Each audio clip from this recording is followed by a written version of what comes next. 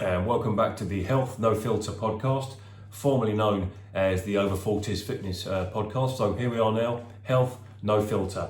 And for those of you watching on YouTube, you can see the title of today's short video and discussion is Holidays Make You Fat. Holidays make you fat, or if you're in America, Australia, some parts of North America, they would call that a vacation. Whether you call it a holiday or a vacation, the reason for the title, Holidays Make You Fat, is because, you guessed it, when you go away, you put on weight, and very rarely it's solid muscle.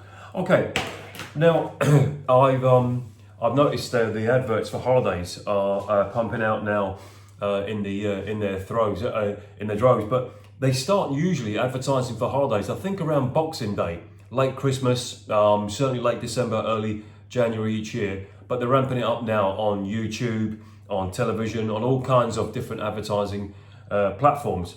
So people are rushing out and booking a holiday, paying their pounds, euros, dollars, yen, lira, whatever it is. They're spending the money to book their holiday, and they're going away on a, let's just say, a well-deserved 2-week break. And 2-week break from what? Well, ordinarily, your holiday, your vacation, your travel is a 2-week break from the norm. The norm being you go to work, you get up in the morning, you brush your teeth, you take your shower, if you have your breakfast, drink your coffee, and you work from anywhere between 7 a.m. and 5 or 6 p.m. Later, if you do a job that requires evening work or night shift work. We go on holiday ordinarily to get away from the norm, being work, chores, household chores, the normal day-to-day, what some people would call drudgery or whatever it is, or boredom, or even some cases, like a purgatory. All right, well, look, let's look at some prices. I've just written down a couple of things I got off a site, and these are the prices for overseas trips, So what we've got here is a trip to Japan. I've been there, it's an incredible place. It's going to cost you in pounds, 2.5 to 5,000 pounds. This is based on the average price for a 2-week holiday in Japan. Europe, 1.5 to 3,000 pound. Australia, 3,000 to 5.5 thousand pound. And London, UK, 1.4 to 2.8 thousand pound.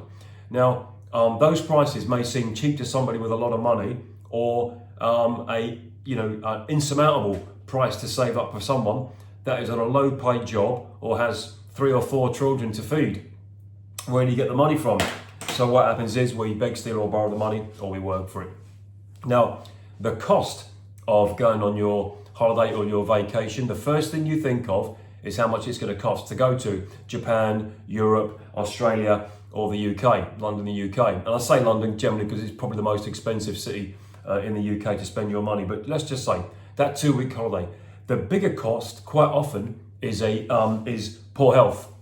Okay, poor health that you've had when you go away, poor health that you have when you're away, and poor health that you have when you come back. And it's normally poor sleeping patterns if you've got a big time difference in your trip. If you're going to the Far East or North America, South America, or the Southern Hemisphere, the time difference is going to be anything between 5 hours and 11, 12-hour difference. So it's going to take you a few days to get over your jet lag. I covered that last year in how to travel healthy. But we're talking about how travel can make you fat. Now, let's just say you go away and you eat and drink what you want on your vacation, on your holiday. And that's from the moment you get out of bed that morning to go to the airport, because quite often people will eat on the way to the airport. They'll eat, and they're not pulling over for salmon and broccoli. Ordinarily, they pull over on the M1 or the A1 or the Florida Turnpike if you're in America, or the interstate. And what they do is they pull over into McDonald's or Wendy's, a Little Chef, and just basically buy throwaway food, highly processed food, and justify it by saying, well, I'm on holiday now. I've said that myself. The moment you finish work on Friday and you go on holiday on Friday night, Saturday morning or Sunday, you are mentally, physically and emotionally on holiday, even on the way to the airport. And then what we do is we eat junk food at the airport. We eat highly processed bad calories at the airport. And then we eat highly processed, usually poor calories on the airplane, which has been really stuffed full of fat and salt and sugar. And the reason being, when you're on an airplane, that's got compressed air in it, you're in a pressurized environment, thousands of feet up. You cannot smell or taste the food ordinarily like you would do at ground zero at terra firma. So they put more salt and fat and sugar into food so you can taste it and smell it. And that's a known trick that they all do on the airlines. But you enjoy the taste of it because you're on holiday. Next thing is you get to where you're going. Let's just say you don't arrive to your destination until 8 o'clock at night. And this is with or without children. It's then going to take you an hour to 2 hours to get to your hotel, and if more, if you've gone to a country where there's a lot of immigration issues as well. When I was in Japan last year, it was 2 hours from when we landed to get through the gates. I have never seen so many people in one airport leaving en masse. It was incredible. Never seen anything like it, but it can take up to 2 hours. In that time, you get hungry again. So you get to your hotel, and often, even at 11 o'clock, 12 o'clock at night, some people will eat. And again, you're not eating steamed broccoli and salmon. You're going to eat junk food or whatever they've got in the kitchen or the vending machine. So you've already started to fill your body with poor calories, and you've just touched down. You've just got to base on your trip. Now, if you look at, if you go to certain airports and certain airlines, Jet2, Easy, Thomson, all those short haul flights that do anything between 1.5 hour and let's say a 4-hour flight, quite often they're going to these 1830s style holidays, these all you can eat, all you can drink trips. And what you see is not wrong, because that's a matter of opinion. What's a matter of fact is a different type of person in the departure lounge. Everybody's normally wearing some form of tracksuits, some form of sportswear. I wear sportswear to do sports in. And they start drinking. This is a very British culture. They start drinking alcohol at the airport. I've seen people do it in 7, 8 a.m. flights as well. Why? Because they're already on holiday. So they start getting liquored up early hours of the morning or early afternoon before they get on the flight, and then wonder why so many people are turned down on flights. That's another conversation. Look, let's just say you put on minimum 1 pound of weight. And again, you're not putting on a pound of muscle while you're away. Minimum 1 pound a day. For a week's holiday, you could quite easily come back 14 pounds, if you're watching in North America or in the UK, 1 stone heavier, anything between 6 and 7 kilos heavier than when you went away, And that's if you only put on a pound of weight a day.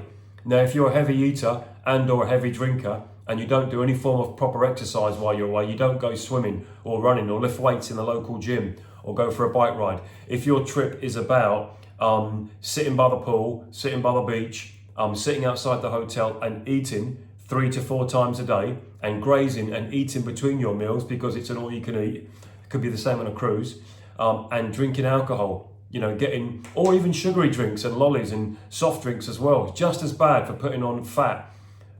It's quite possible you come back fatter than when you went, okay? And if you're already overweight, and quite a large population, a large number of the British population, the European population, are already overweight before they go on holiday, the chances are you're going to be heavier, you're going to be fatter, and again, you won't come back stacked full of solid quality muscle.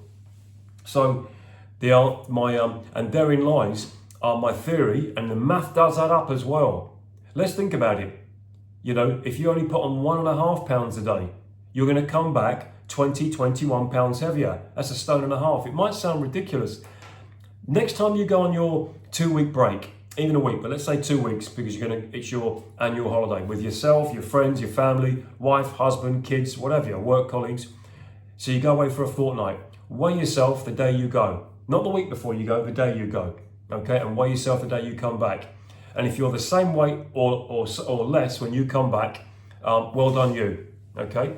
I wouldn't say you go there to starve yourself, you're going for a break from the norm. But your norm back at home is being overweight. So take a holiday that you're going to be active on, that you're going to be focused on enjoying the good weather, enjoying the sights and the sounds and all the different tribulations of traveling around the world, but actually go and exercise.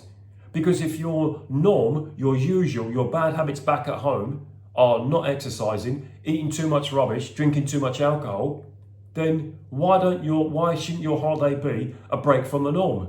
Remember, if you're overweight and out of shape before you go, it's a very, very, very high probability you're going to be even more overweight and out of shape when you return from holiday.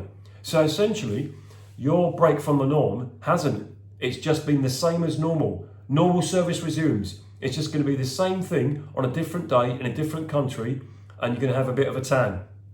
Or you can be freezing cold if you've gone to a cold climate. But generally, you should take your holiday as a break from excess alcohol, from smoking, vaping, eating junk food, and missing out on your cardio or your strength sessions. You should do that. That should be your holiday.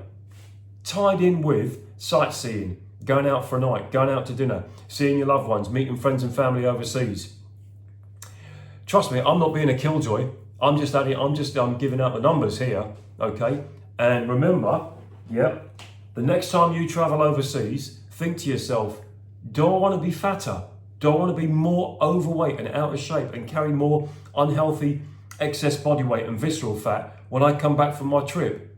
Remember, you go on holiday for a break from the norm. And if your norm is you're normally overweight, then change it. Change your trip. Don't go on one of these all-you-can-eat buffet holidays where you can eat until you pass out in a carb coma. Don't do it. Say to yourself, right, this holiday, I'm going to come back fitter and looking better. Not just red face with a big belly, okay? My advice as a professional personal trainer, and I've done quite a bit of traveling in my life. I've been traveling to different parts of the world since I was, I think, about 15. And I'm 54 now. That's a lot of time spent in the air. But I'm fortunate enough to have not let myself get into bad shape. I've played sports and fitness for a long time. I'll go and have a beer, or I might go and have a dessert while I'm away, just in a restaurant or something like that. But I don't want to come back. You might come back tired because you're jet lagged and you've had a delay on your flight, or you've done physically so much on your holiday, you come back tired and you probably need a day or two to recover. That's not the same as coming back overweight before you went, okay? You're already overweight, you come back even worse. Do not put on that 7, 14, 21 pounds of excess weight on your holiday, because it's likely you'll do it again. All I say is, when you book your trip, say to yourself, I'm going away to get fitter. I'm going away to come back and look better, not worse. All right? Holidays make you fat. Sorry to be the bearer of bad news, but this channel is about health. And remember, the name of the channel now has changed last week. Health No Filter, and you had it today. All right, enjoy your trip. Let me know how you get on. Please like, subscribe to the channel for more free content. You can find me on YouTube, Spotify, Amazon Music, Apple Podcasts, LinkedIn and Facebook. My name's Tristan Lowe. Look after your body, love your friends and family. Catch you on the next one. Thanks for watching.